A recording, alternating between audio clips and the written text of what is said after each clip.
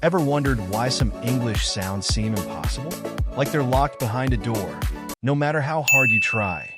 Meet Sarah Chun, 3 months in her London dream, standing in a crowded cafeteria, about to learn the hardest lesson of her life. Lies, please. 2 simple words. 20 confused faces. One moment that changed everything. You see, Sarah was like thousands of other students, trapped between knowing the grammar but scared to speak, especially when it came to those tricky R and L sounds. But here's what's fascinating. The humiliating cafeteria moment? It led to an unexpected discovery. One that would transform not just Sarah's pronunciation, but the way we think about learning English sounds. What happened next challenges everything you know about pronunciation. In fact, 89% of English teachers don't even know about this technique. But in just 14 days, it helped Sarah go from that mortifying cafeteria moment to speaking with crystal-clear confidence. The secret?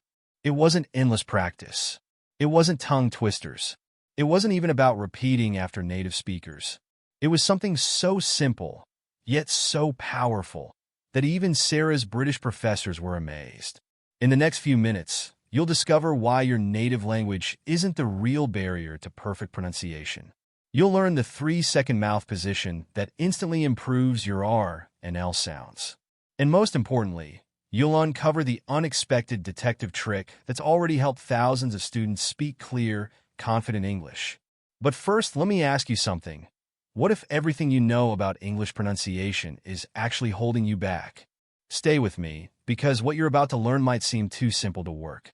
But I promise you, they stare at her with confused expressions. She sighed and stirred her tea absent-mindedly. Maybe she wasn't meant to be fluent in English. Maybe some sounds were just impossible for her to say correctly.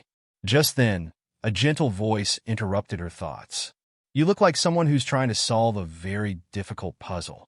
Sarah looked up to see Ms. Thompson, her elderly English teacher, standing beside her table.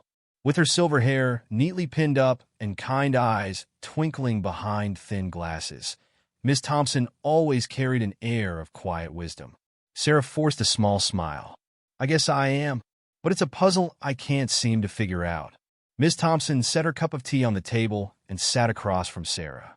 Let me guess. Pronunciation trouble. Sarah nodded, feeling a lump form in her throat. I keep mixing up R and L. No matter how much I practice, my classmates still laugh when I speak. Ms. Thompson stirred her tea thoughtfully. Did you know that even native English speakers struggle with pronunciation sometimes?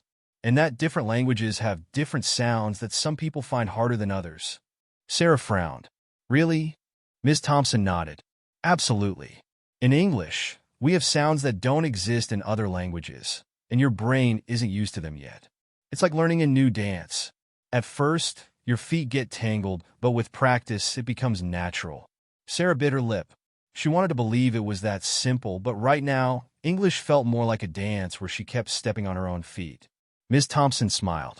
Tell you what, why don't we try something different? Let's go on a little adventure. We'll become pronunciation detectives.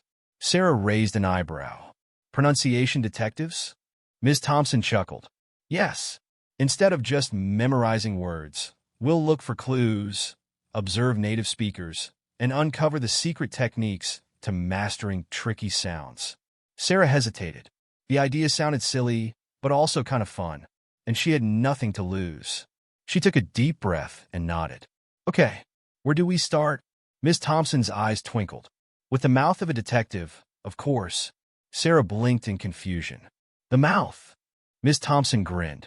Yes, your tongue, lips, and teeth hold the key to pronunciation.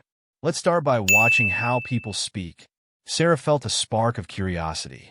Maybe, just maybe, this could work.